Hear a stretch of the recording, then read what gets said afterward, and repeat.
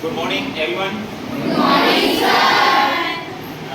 Today I have discussed about this topic, stimulus variation skill, अर्थात उद्दीपन परिवर्तन कौशल। तो विद्यार्थियों, आज हम उद्दीपन परिवर्तन कौशल के बारे में अध्ययन करेंगे। सबसे पहले मैं आपको बताना चाहता हूँ कि उद्दीपन परिवर्तन क्या है। जैसे नाम से स्पष्ट है, उद्दीपन मतलब उद्दीपित होना एंड परिवर्तन मतलब चेंज होना। तो इस टॉपिक का मेन उद्देश्य ये है, इसका अगर मैं इसकी परिभाषा लूं तो इसका परिभाषा क्या आएगा, शिक्षक विद्यार्थियों का ध्यान अपनी ओर आकर्षित करने के लिए, साथ ही साथ विद्यार्थियों का ध्यान विषय वस्तु की ओर आकर्षित करने के लिए अपने व्यवहार में जानबूझ करके जो परिवर्तन करता है उसी को हम उद्दीपन परिवर्तन कौशल कहेंगे। उद्दीपित होना, जैसे फॉर एग्जांपल के लिए आप देखेंगे, अगर एक बिल्ली के सामने अगर हम दूध रोटी रख देंगे तो वो बिल्ली क्या करेगी, भूखा बिल्ली क्या करेगी, तुरंत उस पर मतलब टूट पड़ेगी। दैट मीन्स उद्दीपन।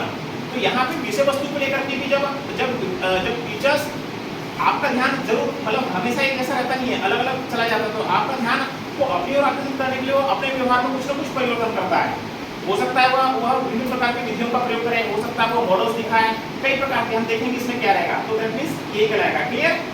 अब देखते हैं आगे, इसमें भी लगभग ये चीज लिखा होगा। ये देखिए क्या बोला है, skill of stimulus variation implies attracting and focusing pupil attention by changing stimuli in the environment for securing and sustaining pupils attention।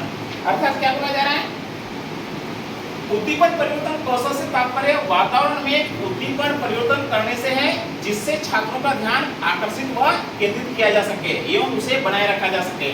अर्थात वही बात आई, मैंने जो बताया कि टीचर्स विद्यार्थियों का ध्यान अपनी ओर आकर्षित करने के लिए, विषय वस्तु की ओर आकर्षित करने के लिए अपने व्यवहार में जानबूझ करके कुछ परिवर्तन करता है, उसी को हम उद्दीपन परिवर्तन कौशल कहते हैं। आगे देखते हैं क्या लिखा है इसी को, और अगर डिफाइन करेंगे तो The chief aim of the teacher in the classroom is to make the lesson impressive। अर्थात कक्षा में पाठ को पढ़ाते समय शिक्षक का मुख्य उद्देश्य पाठ को प्रभावशाली बनाना है। इस स्किल का भी मुख्य उद्देश्य है अपनी विषय वस्तु को प्रभावशाली बनाना है। ठीक है, आगे देखते हैं क्या लिखा है। For teaching, teacher use various type of method and techniques। अर्थात शिक्षक अपनी विषय वस्तु को प्रभावशाली कैसे बनाएगा, जब तक कि वह विभिन्न प्रकार का विधि और प्रविधियों का प्रयोग नहीं करेगा, वो विभिन्न प्रकार के मॉडल्स का उपयोग नहीं करेगा, तभी जा करके परिवर्तन होगा। तो वो जैसा परिवर्तन करेगा वैसे अपनी बॉडी लैंग्वेज में भी वो परिवर्तन करेगा। तो यही बताएगा, इस कार्य के लिए शिक्षक कई प्रकार की विधियों और प्रविधियों का प्रयोग करता है। देखते हैं क्या है। देखिए ये यहाँ आकर के आपका क्लियर हो जाएगा। In order to attract pupil, the teachers may present various type of stimuli and motivate them. Among those, teacher himself can function as stimulus. He presents various stimuli such as movement of body, first gestures, focusing, change in speech pattern, change in attention, interaction style, pose. अपनी कक्षा में विद्यार्थियों को आकर्षित करने के लिए शिक्षक कई प्रकार के उद्दीपन प्रस्तुत करके विद्यार्थियों को अभिप्रेरित कर सकता है। इन उद्दीपनों में शिक्षक स्वयं भी एक उद्दीपन के रूप में कार्य करता है। जैसे शरीर संचालन, हाव भाव, भाव मुद्रा, आवाज का उतार चढ़ाव, भाव केंद्रीकरण, अंतरक्रिया, विराम प्रयोग इत्यादि।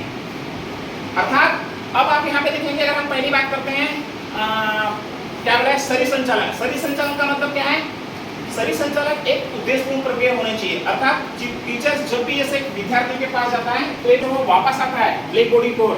अर्थात टीचर यहाँ उस विषय वस्तु से संबंधित डायग्राम बना सकता है, हो सकता है वहाँ मेन बिंदुओं को लिखेगा। दैट मीन्स उद्देश्यपूर्ण होना चाहिए। शरीर संचालन का मतलब बताया गया, यहाँ से एक स्थान से दूसरे स्थान की ओर जब शरीर संचालन करते हैं तो वह उद्देश्यपूर्ण होना चाहिए।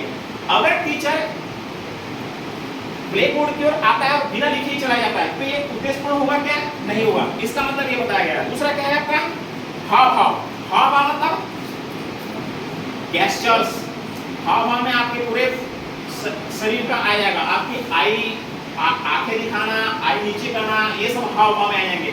किसी स्टूडेंट को हाव भाव के माध्यम से ही पूछना, ये सब इसमें आ जाएंगे। ओके, भाव मुद्रा, भाव मुद्रा का मतलब आपका आप देखेंगे कोई टीचर्स, अगर कोई हिस्ट्री का टीचर्स है तो अगर द्वितीय विश्व युद्ध अगर वो पढ़ा है तो द्वितीय विश्व युद्ध का कारण क्या है कि किनके बीच में हुआ था, इस युद्ध में कितने योद्धाओं ने भाग लिया था और उसका परिणाम क्या है, मुद्रा है, मुद्राओं पे गिर रहा है वो। ओके, तो मुद्राओं का भी वो कहने के प्रयोग करता है। आप फिर देखेंगे आवाज में उतार चढ़ाव, चेंज इन स्पीच पैटर्न। आप देखेंगे आवाज में उतार चढ़ाव बहुत मायना रखता है टीचर्स के लिए। जैसे फॉर एग्जांपल कविता है, अगर कोई हिंदी टीचर्स है तो कविताओं में तो आवाज उतार चढ़ाव बहुत आरोह अवरोह जिसको बोलते हैं। एक टीचर्स अगर वीर रस को समझा है तो उसका हावभाव कैसा रहेगा, कैसा रहेगा, वीर गति जैसा रहेगा, वीरता की भावना उसमें होनी चाहिए। अगर एक टीचर्स करुण रस का उदाहरण दे रहा है तो उसको करुणा की भावना उसमें होनी चाहिए। इसमें आता है, हर सब्जेक्ट में भी आता है।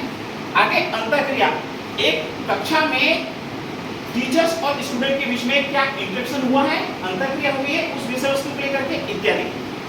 आगे आपका विराम, विराम मतलब पॉज इसको बोला गया। पॉज का मतलब है कि एक नैनो सेकंड के लिए छात्रों को विराम देना चाहिए। मतलब जैसे फॉर एग्जांपल के लिए अगर टीचर कोई प्रश्न पूछ करता है, आपको प्रश्न पूछता है तो प्रश्न पूछने के बाद तुरंत उत्तर लिखा है क्या, नहीं, एक आधा मिनट का या जो भी है एक निश्चित ड्यूरेशन देता है, देन उसके बाद में ताकि आप उसको सोच सको उस प्रश्न का उत्तर, देन आंसर द टीचर्स, आप उसका उत्तर टीचर्स को बता सके, ये बताया गया है। तो यहाँ आकर के हम यहाँ पे अभी तक हमने क्या समझा कि उद्दीपन परिवर्तन क्या है और इसमें हम क्या क्या सीखेंगे, ये समझने का प्रयास किया। तो एक ही उद्देश्य इसका क्या जाएगा कि टीचर छात्रों का ध्यान अपनी ओर आकर्षित करने के लिए, विषय वस्तु की ओर आकर्षित करने के लिए या ध्यान लगाने के लिए अपने व्यवहार में जानबूझ करके जो परिवर्तन करता है उसी को हम उद्दीपन परिवर्तन कहते हैं। ठीक है, ओके।